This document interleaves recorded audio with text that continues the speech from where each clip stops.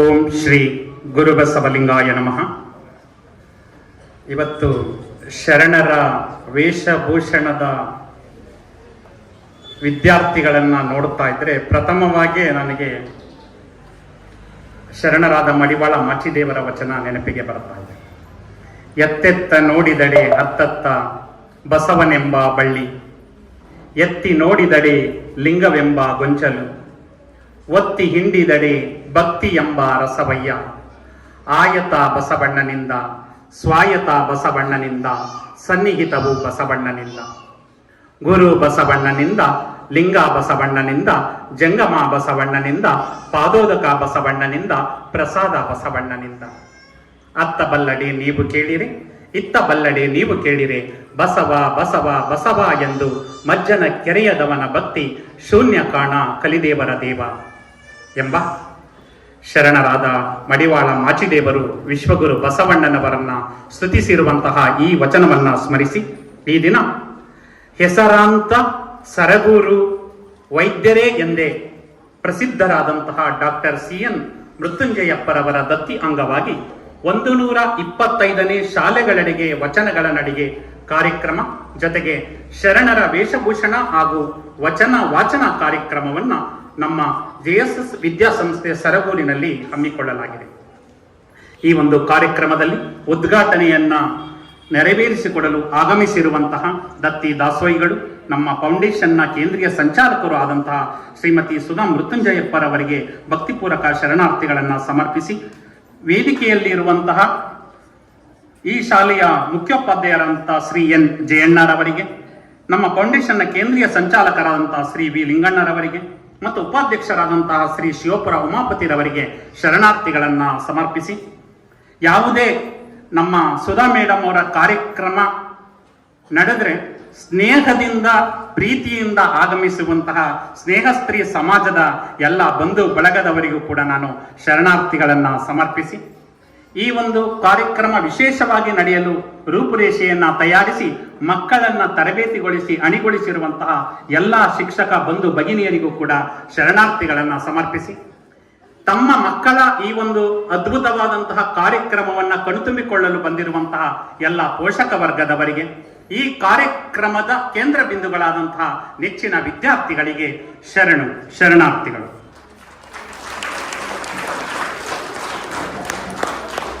ಸರಗೂರು ಅಂದ ತಕ್ಷಣ ಏನೋ ಒಂದು ರೀತಿ ಮೈ ರೋಮಾಂಚನವಾಗುವಂತಹ ಅನುಭವ, ಅಂತಹ ಒಂದು ಶಕ್ತಿ ಈ ಮಣ್ಣಿನಲ್ಲಿದೆ. ಅಂತಹ ಮಣ್ಣಿನಲ್ಲಿ ಪ್ರತಿ ವರ್ಷ ನಿರಂತರವಾಗಿ ನಮ್ಮ ಡಾಕ್ಟರ್ ಆಗಿದ್ದಂತಹ, ನಮ್ಮ ಮಾರ್ಗದರ್ಶಕರು ಆಗಿದ್ದಂತಹ ಡಾಕ್ಟರ್ CN ಮೃತ್ಯುಂಜಯಪ್ಪರವರ ದತ್ತಿಯನ್ನು ಸ್ಥಾಪಿಸಿ ಪ್ರತಿ ವರ್ಷ ವಿನೂತನವಾದಂತಹ ಕಾರ್ಯಕ್ರಮಗಳನ್ನು ಹಮ್ಮಿಕೊಂಡು ಬರ್ತಾ ಇದ್ದೇವೆ. ನಮ್ಮ ದತ್ತಿ ದಾಸೋಹಿಗಳು ಮೇಡಮ್ ಅವರು ಕುಳಿತಿದ್ದಾರೆ. ಸುಧಾ ಮೃತ್ಯುಂಜಯಪ್ಪ ಮೇಡಮ್. ಸುಧಾ ಅಂದ್ರೆ ಏನು? ಸುಧೆ ಅಂದ್ರೆ ಏನು? ಸುಧೆ ಅಂದ್ರೆ ಅರ್ಥ ಏನು ಗೊತ್ತಾ ಮಕ್ಕಳ? ಗೊತ್ತಿಲ್ಲ? ಅಮೃತ. ಸುಧೆ ಅಂದ್ರೆ ಏನು? ಅಮೃತ. ಅವರು ಇಡೀ ಸಮಾಜಕ್ಕೆ ಅಮೃತವನ್ನ ಉಣಬಡಿಸ್ತಾ ಇದ್ದಾರೆ. ನಮ್ಮ ಶರಣ ವಿಶ್ವವಚನ ಫೌಂಡೇಶನ್ಗೂ ಕೂಡ ಒಂದು ರೀತಿ ಅಮೃತವನ್ನ ಯಾವ ರೀತಿ ಕೊಡ್ತಾ ಇದ್ದಾರೆ ಅಂದ್ರೆ, ವರ್ಷದಲ್ಲಿ 3 ಕಾರ್ಯಕ್ರಮಗಳು. ಒಂದು ವಚನ ಗ್ರಾಮ ಅನ್ನೋ ಒಂದು ದತ್ತಿ ಕಾರ್ಯಕ್ರಮವನ್ನ ಸ್ಥಾಪನೆ ಮಾಡಿ ಒಂದೊಂದು ಗ್ರಾಮದಲ್ಲಿ ಪ್ರತಿ ಮನೆಗೆ ವಚನ ಪುಸ್ತಕವನ್ನ ಕೊಟ್ಟು ಆ ಗ್ರಾಮ ವಚನ ಗ್ರಾಮ ಅಂತ ಘೋಷಣೆ ಮಾಡಲು ಕಾರಣೀಭೂತರಾಗಿದ್ದಾರೆ. ಎರಡನೆಯದು, ಸುತ್ತೂರಿನಲ್ಲಿ ಪ್ರತಿ ವರ್ಷ ಎಲ್ಲಾ ಮಕ್ಕಳಿಂದ ಸಾಮೂಹಿಕ ವಚನ ಗಾಯನವನ್ನ ಪ್ರತಿ ವರ್ಷ ಜೂನ್ ಅಥವಾ ಜುಲೈ ತಿಂಗಳಲ್ಲಿ ಮಾಡ್ತಾ ಇದ್ದೇವೆ, ಅಲ್ಲಿ ಒಂದು ಕಾರ್ಯಕ್ರಮ. ನಂತರ 3ನೇ ಕಾರ್ಯಕ್ರಮ ಸರಗೂರಿನ JSS ಸಂಸ್ಥೆಯಲ್ಲಿ, ಅಲ್ಲೂ ಕೂಡ ಒಂದು ದತ್ತಿಯನ್ನು ಸ್ಥಾಪಿಸಿ ಒಟ್ಟು 3 ದತ್ತಿಗಳ ಮುಖಾಂತರ ವರ್ಷದಲ್ಲಿ 3 ಕಾರ್ಯಕ್ರಮಗಳ ಸಮಾಗಮ ಆಗೋದಕ್ಕೆ ಕಾರಣೀಭೂತರಾಗಿದ್ದಾರೆ. ನೆಚ್ಚಿನ ಬಂಧುಗಳೇ, ನಾವು ಸ್ವರ್ಗ ನರಕ ಅಂದ್ರೆ ಏನೇನೋ ವಿಶೇಷ ಕಲ್ಪನೆಯನ್ನು ಕಟ್ಕೊಂಡಿರ್ತೀವಿ. ಅಂದ್ರೆ ನಾವು ಈ ಒಂದು ಇಹಲೋಕದಲ್ಲಿ ಒಳ್ಳೆಯ ಕೆಲಸವನ್ನ ಮಾಡಿದ್ರೆ ಸ್ವರ್ಗಕ್ಕೆ ಹೋಗ್ತೀವಿ, ಕೆಟ್ಟ ಕೆಲಸವನ್ನ ಮಾಡಿದ್ರೆ ಮಾತಾಡಿ ನರಕಕ್ಕೆ ಹೋಗ್ತೀವಿ ಅನ್ನೋ ಒಂದು ಭಾವನೆ ತುಂಬಿಕೊಂಡಿದ್ದೀವಿ. ಆದ್ರೆ ಅದು ನಮ್ಮ ಶರಣರು ಅದನ್ನ ಅಲ್ಲಗೆಳಿತಾರೆ. ಎಲ್ಲಿ ಒಳ್ಳೆಯ ಕಾರ್ಯಕ್ರಮವನ್ನ ಕಣ್ತುಂಬಿಕೊಳ್ತೀವೋ, ಎಲ್ಲಿ ಒಳ್ಳೆಯ ನುಡಿಗಳನ್ನ ಕೇಳ್ತೀವೋ ಅದೇ ದೇವಲೋಕ, ಅದೇ ಸ್ವರ್ಗ ಅಂತ. ಹಾಗಾದ್ರೆ ಈಗ ನಾವೆಲ್ಲಿದ್ದೀವಿ? ಹೇಳ್ಬೇಕು, ಜೋರಾಗಿ ಹೇಳ್ಬೇಕು. ಸ್ವರ್ಗದಲ್ಲಿದ್ದೀವಿ. ಈಗ ಎಲ್ಲಿದ್ದೀವಿ? ದೇವಲೋಕದಲ್ಲಿದ್ದೀವಿ ಅಂತ ಅರ್ಥ ಆಯ್ತಲ್ಲ. ಅದಕ್ಕೆ ಬಸವಣ್ಣವ್ರು ಹೇಳ್ತಾರೆ, ದೇವಲೋಕ ಮರ್ತ್ಯಲೋಕವೆಂಬುದು ಬೇರಿಲ್ಲ ಕಾಣಿರೋ, ಸತ್ಯವ ನುಡಿಯುವುದೇ ದೇವಲೋಕ, ಮಿಥ್ಯವ ನುಡಿಯುವುದೇ ಮರ್ತ್ಯಲೋಕ, ಆಚಾರವೇ ಸ್ವರ್ಗ ಅನಾಚಾರವೇ ನರಕ, ಕೂಡಲ ಸಂಗಮ ದೇವ ನೀವೇ ಪ್ರಮಾಣ ಅಂತ. ದೇವಲೋಕ ಮರ್ತ್ಯಲೋಕ ಬೇರೆ ಎಲ್ಲೂ ಇಲ್ಲ ಕಣಪ್ಪ. ಎಲ್ಲಿ ಸತ್ಯ ನುಡಿತಾ ಇದೋ ಅದೇ ದೇವಲೋಕ, ಎಲ್ಲಿ ಸುಳ್ಳು ಕಂಡು ಬರುತ್ತೋ ಮರ್ತ್ಯಲೋಕ, ಆಚಾರವೇ ಸ್ವರ್ಗ ಅನಾಚಾರವೇ ನರಕ. ಇವತ್ತು ಆಚಾರಯುಕ್ತವಾದಂತಹ ಕಾರ್ಯಕ್ರಮವನ್ನ ಈ ಶಾಲೆಯ ಮುಖ್ಯೋಪಾಧ್ಯಾಯರು, ಸಹ ಶಿಕ್ಷಕರು ಎಲ್ಲ ಸೇರಿ ಒಂದು ವಿಶೇಷವಾದಂತಹ ವೇದಿಕೆಯನ್ನ ಭಕ್ತಿಯ ರೀತಿ ಕಂಗೊಳಿಸುವ ರೀತಿ ಮಾಡಿದ್ದಾರೆ. ಅಂದ್ರೆ ನಾವು ಸ್ವರ್ಗದಲ್ಲಿ ದೇವಲೋಕದಲ್ಲಿದ್ದೀವಿ ಅಂತ. ಅದಕ್ಕೆ ಪುರಸ್ಕರಿಸುವ ರೀತಿ DVG ಅವರು ಕೂಡ ಒಂದು ಕಗ್ಗವನ್ನ ಬರೀತಾರೆ. ಮರಣದಿ ಮುಂದೇನು, ಭೂತವೋ ಪ್ರೇತವೋ, ಪರಲೋಕವೋ ಪುನರ್ಜನ್ಮವೋ ಅದೇನು, ತಿರುಗಿ ಬಂದವರಿಲ್ಲ ವರದಿ ತಂದವರಿಲ್ಲ, ಧರೆಯ ಬಾಳ್ಗದರಿನೇ ಮಂಕುತಿಮ್ಮ. ಮರಣದ ನಂತರ ಮುಂದೆ ಏನು? ಕೆಲವರು ಭೂತ ಆಗುತ್ತೆ ಅಂತಾರೆ, ಪ್ರೇತ ಆಗ್ತದೆ ಅಂತಾರೆ, ಅದು ಸುಳ್ಳು. ಅದಕ್ಕೆ ಅವ್ರು ಹೇಳ್ತಾರೆ, ತಿರುಗಿ ಬಂದವರಿಲ್ಲ ವರದಿ ತಂದವರಿಲ್ಲ. ಯಾರು ಕೂಡ ತಿರುಗಿ ಬಂದು ನಾನು ಸ್ವರ್ಗದಲ್ಲಿದ್ದೀನಿ ಅಂತನೋ ನರಕದಲ್ಲಿದ್ದೀನಿ ಅಂತನೋ ಯಾರು ಹೇಳಿಲ್ಲ. ಅದಕ್ಕೆ ಧರೆಯ ಬಾಳ್ಗದರಿನೇ ಮಂಕುತಿಮ್ಮ. ಈ ಒಂದು ಭೂಮಿಯಲ್ಲಿ ನಾವು ನೆಲೆಸಿದ್ದೀವಿ. ನೆಲೆಸಿರುವಂತಹ ಸಂದರ್ಭದಲ್ಲಿ ನಮ್ಮ ತಂದೆ ತಾಯಿಗಳ ಜೊತೆ ಬೆರೆತು ಬಾಳಿದರೆ, ನಾವು ಶಾಲೆಯಲ್ಲಿದ್ದೀವಿ, ಶಾಲೆಯಲ್ಲಿ ಶಿಕ್ಷಕರು ಮತ್ತು ನಮ್ಮ ಸ್ನೇಹಿತರ ಜೊತೆ ಬೆರೆತು ಬಾಳಿದರೆ ಅದೇ ಸ್ವರ್ಗ. ಗೊತ್ತಾಯ್ತಲ್ಲ. ಅಂತಹ ಒಂದು ವಿಶೇಷವಾದಂತಹ ಕಾರ್ಯಕ್ರಮವನ್ನ ಅಣಿ ಮಾಡಲು ಎಲ್ಲ ಪ್ರತಿ ವರ್ಷವೂ ಕೂಡ ಈ ಕಾರ್ಯಕ್ರಮ ನಡೆಯಲು ಕಾರಣೀಭೂತರಾಗಿರುವಂತಹ ಶ್ರೀಮತಿ ಸುಧಾ ಮೃತ್ಯುಂಜಯಪ್ಪ ಮೇಡಮ್ ಅವರು ಪರಿಚಯ ಮಾಡಿಕೊಡೋ ಅವಶ್ಯಕತೆನೇ ಇಲ್ಲ. ಯಾಕಂದ್ರೆ ಪ್ರತಿ ತಿಂಗಳು ಒಂದಲ್ಲ ಒಂದು ಕಾರ್ಯಕ್ರಮದಲ್ಲಿ ನಮ್ಮ ಮೇಡಮ್ ಬಂದು ಅವರ ಮುಖಪಟದಲ್ಲಿ ಆ ಕಾರ್ಯಕ್ರಮ ಅಪ್ಲೋಡ್ ಆಗೋದ್ರಿಂದ ನಾನು ಕೂಡ ಅದನ್ನ ಕಣ್ತುಂಬಿಕೊಳ್ತಾ ಇದ್ದೀನಿ. ಅವರು ವಿಶೇಷವಾದಂತಹ ಇಲ್ಲಿ ಅಲ್ಲ, ಇಡೀ ಕರ್ನಾಟಕದಾದ್ಯಂತ ಬೇರೆ ಬೇರೆ ಕಾರ್ಯಕ್ರಮಗಳಲ್ಲೂ ಭಾಗವಹಿಸಿ ಒಂದು ವಿಶೇಷವಾದಂತಹ ಪ್ರಭೆಯನ್ನ ಉಂಟು ಮಾಡಲು ಕಾರಣರಾಗಿದ್ದಾರೆ. ನಮ್ಮ ಈ ಒಂದು ಫೌಂಡೇಶನ್ ಇಂದ ದತ್ತಿಯನ್ನ ಸ್ಥಾಪಿಸಿ ನಿಮ್ಮೆಲ್ಲರ ಮುಖಾಂತರ ಶರಣರ ವಿಚಾರಗಳನ್ನ ಹೇಳಲು ಅವಕಾಶ ಮಾಡಿಕೊಟ್ಟು ದತ್ತಿಯನ್ನ ನೀಡಿರುವಂತಹ ಅವರಿಗೆ ನಾನು ಭಕ್ತಿಪೂರ್ವಕ ಶರಣಾರ್ಥಿಗಳನ್ನ ಸಮರ್ಪಿಸುತ್ತೇನೆ. ಎಲ್ಲರೂ ಜೋರಾಗಿ ಚಪ್ಪಾಳೆ ತಟ್ಟುವುದರ ಮುಖಾಂತರ ಅವರಿಗೆ ನಾವು ಧನ್ಯವಾದಗಳನ್ನ ಅರ್ಪಿಸೋಣ. ಮತ್ತೆ ಇವತ್ತು ಶರಣರ ವೇಷಭೂಷಣವನ್ನ ಹಾಕಿಕೊಂಡು ನನಗೆ ಮಕ್ಕಳು ಬಂದ ತಕ್ಷಣ ಎದುರಾದರು. ನಮ್ಮನ್ನು ಎಲ್ಲಿಗೆ ಕರ್ಕೊಂಡೋಯ್ತು ಅಂದ್ರೆ ಅದು 12ನೇ ಶತಮಾನಕ್ಕೆ ಕರ್ಕೊಂಡೋಯ್ತು. ನಾವು ಬಸವಣ್ಣವ್ರು ನೋಡಿಲ್ಲ ಅಲ್ಲ, ಅಕ್ಕ ಮಹಾದೇವಿಯವರನ್ನ ನೋಡಿಲ್ಲ, ಅಂಬಿಗರ ಚೌಡಯ್ಯವರನ್ನ ನೋಡಿಲ್ಲ. ಆದ್ರೆ ಮಕ್ಕಳ ವೇಷದಲ್ಲಿ ನಾವು ಬಸವಣ್ಣವ್ರನ್ನ ನೋಡ್ದಂಗಾಯ್ತು, ಅಕ್ಕ ಮಹಾದೇವಿಯವ್ರನ್ನ ನೋಡ್ದಂಗಾಯ್ತು, ಅಂಬಿಗರ ಚೌಡವ್ರನ್ನ ನೋಡಂಗಾಯ್ತು, ಅಲ್ಲಮ್ಮ ಪ್ರಭುದೇವರನ್ನ ನೋಡಂಗಾಯ್ತು, ಚೆನ್ನ ಬಸವಣ್ಣವ್ರನ್ನ ನೋಡಂಗಾಯ್ತು. ಹೀಗೆ ನಮ್ಮನ್ನ ಈಗ ಮತ್ತೆ ಎಲ್ಲಿಗೆ ಕರ್ಕೊಂಡೋಗಿದೆ? 12ನೇ ಶತಮಾನದ ಶರಣರ ಲೋಕಕ್ಕೆ ಕರೆದುಕೊಂಡು ಹೋಗಿದೆ. ಅಂತಹ ಒಂದು ಅಂಶ ನಮ್ಮ ಈ ಒಂದು ಶಾಲೆಗಳೆಡೆಗೆ, ವಚನಗಳ ನಡಿಗೆ ಕಾರ್ಯಕ್ರಮದಲ್ಲಿ ಆಗ್ತಾ ಇದೆ. ಜೊತೆಗೆ ನಮ್ಮ ನಂದಿನಿ ಶಿರೂರ್ ಮೇಡಮ್ ಅವರು ಕೂಡ ಮಾತನಾಡಿ, ನಾವು ಮಕ್ಕಳಿಂದ ಆಧುನಿಕ ವಚನಗಳನ್ನು ಕೂಡ ರಚನೆ ಮಾಡಿಸಿದೀವಿ ಸರ್, ಅದನ್ನ ವಾಚನ ಮಾಡಿಸ್ತೀವಿ ಅಂದ್ರೆ ತುಂಬಾ ಖುಷಿ ಕೊಡುವಂತಹ ವಿಚಾರ.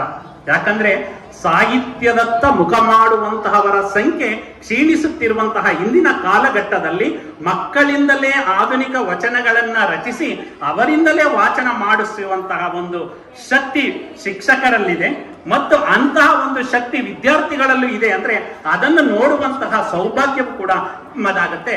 ಖಂಡಿತ ಆಧುನಿಕ ವಚನಗಳನ್ನು ಕೂಡ ವಾಚನ ಮಾಡಿಸಿ ಮೇಡಮ್ ಅಂತ ಹೇಳಿದ್ರು. ಅಂತಹ ಆಧುನಿಕ ವಚನಗಳನ್ನ ಕೇಳುವಂತಹ ಸಂದರ್ಭ. ವಚನ ಅಂದ್ರೆ ನೀವು ಹೇಗೆ ಗುರುತಿಸ್ತೀರಾ? ಇದು ವಚನ ಅಂತ ಹೇಳ್ಬೇಕು ಅಂದ್ರೆ ಯಾವ ರೀತಿ ಗುರುತಿಸ್ತೀರಾ ಗೊತ್ತಾ? ಇವತ್ತು ಬಸವಣ್ಣನವರ ವಚನ ಅಂತ ಗೊತ್ತಾಗ್ಬೇಕು, ಇದು ಅಕ್ಕ ಮಹಾದೇವಿಯವರ ವಚನ ಅಂತ ಗೊತ್ತಾಗ್ಬೇಕು, ಇದು ಅಂಬಿಗರ ಚೌಡಯ್ಯನವರ ವಚನ ಅಂತ ಗೊತ್ತಾಗ್ಬೇಕು. ಹೇಗೆ ಗುರುತಿಸ್ತೀರಾ? ಅಂಕಿತ ನಾಮ. Very good. ಏನೋ ಯಾವುದು ವಚನ ಅಂದ್ರೆ ಕೊನೆಯಲ್ಲಿ ಯಾವುದು ಅಂಕಿತ ನಾಮ ಬರುತ್ತೆ ಅದು ವಚನ ಅಂತ. ಹಂಗೆ ಆಧುನಿಕ ವಚನಗಳು ಅನ್ಸ್ಕೋಬೇಕಾದ್ರೂ ಕೂಡ ನಿಮ್ಮದೇ ಆದ ರೀತಿಯಲ್ಲಿ ಒಂದು ಹೊಸದಾದ ಕಾವ್ಯನಾಮವನ್ನ ಅಂದ್ರೆ ಅಂಕಿತ ನಾಮವನ್ನ ಕೊಟ್ಕೊಂಡು ಆ ಅಂಕಿತ ನಾಮದ ಮುಖಾಂತರ ಆಧುನಿಕ ವಚನಗಳನ್ನ ರಚನೆ ಮಾಡಿರುವಂತಹ ಎಲ್ಲ ಇವತ್ತೇ ನೀವು ಬಾಲ ಕವಿ ಮತ್ತು ಕವಯತ್ರಿ ಮತ್ತೆ ಬಾಲ ವಚನಕಾರರಾಗಿ ರೂಪುಗೊಂಡಿದ್ದೀರಾ. ಈ ಒಂದು ವೇದಿಕೆಯ ಮುಖಾಂತರ ಮೇಡಮ್ ಹೇಳ್ತಾ ಇದ್ರು, ಅನೇಕರು ಆಧುನಿಕ ವಚನಗಳನ್ನ ಬರೆದಿದ್ದಾರೆ, ಅದನ್ನ ಒಂದು ಪುಸ್ತಕದ ರೂಪದಲ್ಲಿ ತರಬೇಕು ಅಂತ ಹೇಳ್ತಾ ಇದ್ರು. ತುಂಬಾ ಖುಷಿ ಕೊಡುವಂತಹ ವಿಚಾರ.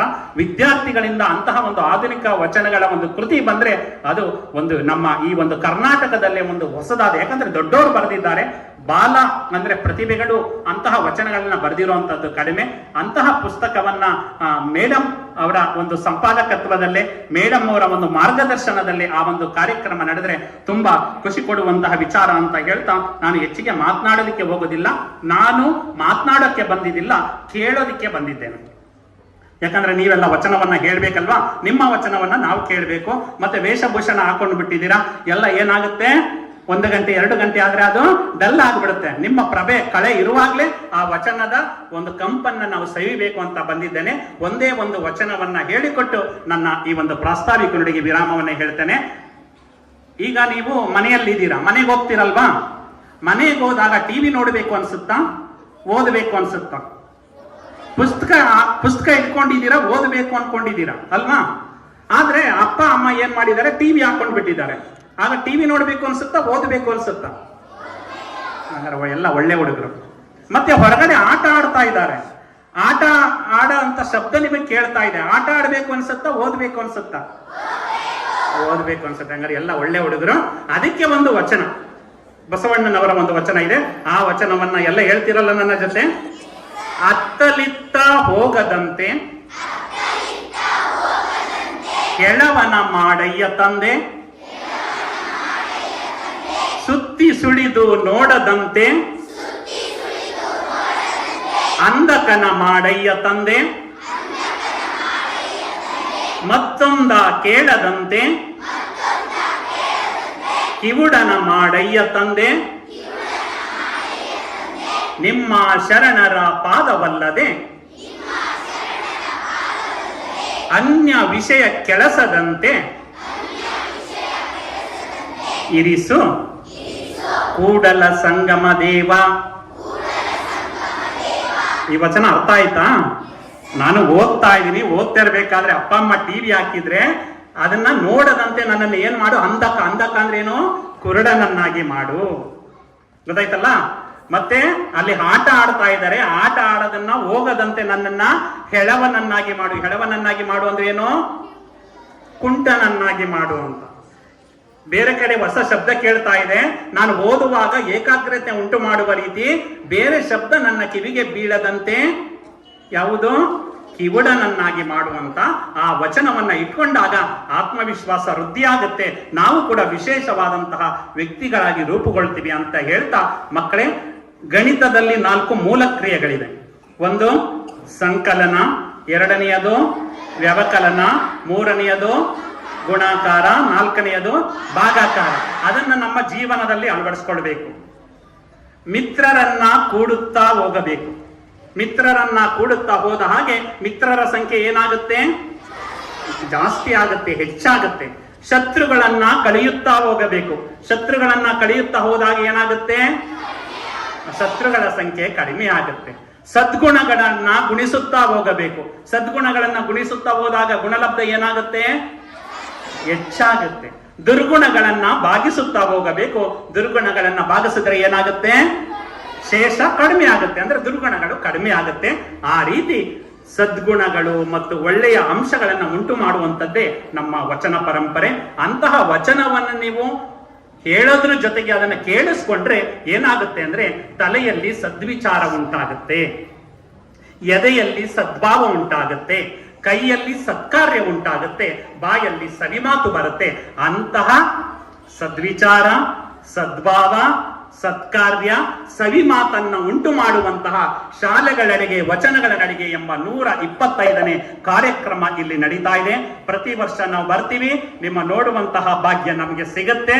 ನೀವೆಲ್ಲರೂ ಕೂಡ ಇದೇ ರೀತಿ ಒಂದು ವಚನ ಪರಂಪರೆಯಲ್ಲಿ ಆಸಕ್ತಿಯನ್ನ ಬೆಳೆಸಿಕೊಂಡು ವಚನವನ್ನ ಹೇಳಿ ನಮ್ಮ ಜೀವನವನ್ನ ಸಾರ್ಥಕ ಪಡಿಸಿಕೊಳ್ಳುವಂತಹ ಕ್ಷಣವನ್ನ ನಾವು ಕಣ್ತುಂಬಿಕೊಳ್ಳೋಣ ಅಂತ ಹೇಳ್ತಾ, ನಮ್ಮ ಶರಣು ವಿಶ್ವವಚನ ಫೌಂಡೇಶನ್ ವತಿಯಿಂದ ಈ ಕಾರ್ಯಕ್ರಮ ಮಾಡಲು ಕಾರಣೀಭೂತರಾದಂತಹ ನಮ್ಮ ಮೇಡಮ್ ಅವರಾದಂತಹ ಸುಧಾ ಮೃತ್ಯುಂಜಯಪ್ಪ ಅವರಿಗೆ ಮತ್ತು ಈ ಒಂದು ಕಾರ್ಯಕ್ರಮದಲ್ಲಿ ವಿಶೇಷವಾಗಿ ಈ ಕಾರ್ಯಕ್ರಮವನ್ನು ತರಬೇತಿಗೊಳಿಸಲು ಕಾರಣೀಭೂತರಾದಂತಹ ಈ ಶಾಲೆಯ ಮುಖ್ಯೋಪಾಧ್ಯಾಯರಾದಂತಹ ಶ್ರೀ ಎನ್ ಜಯಣ್ಣರವರಿಗೂ ಕೂಡ ಶರಣಾರ್ಥಿಗಳನ್ನು ಅರ್ಪಿಸಿ, ಮತ್ತೆ 2 ವ್ಯಕ್ತಿಗಳು ಇಲ್ಲಿ ಇದ್ದಾರೆ, ಅವರನ್ನು ಕೂಡ ಒಂದು ಸ್ವಲ್ಪ ಪರಿಚಯ ಮಾಡಬೇಕು. ಒಬ್ರು ವಿ ಲಿಂಗಣ್ಣ ಅಂತ, ಅವರು ರಿಟೈರ್ಡ್ DCC ಬ್ಯಾಂಕ್ ಮ್ಯಾನೇಜರ್ ಆಗಿದ್ರು. ಯಾವುದೇ ಕಾರ್ಯಕ್ರಮಗಳಾದ್ರೂ ನಮ್ಮ ಜೊತೆಯಲ್ಲಿ ಬಂದು ಈ ಒಂದು ಕಾರ್ಯಕ್ರಮಗಳಲ್ಲಿ ಸಾಥ್ ಕೊಡ್ತಾ ಇದ್ದಾರೆ.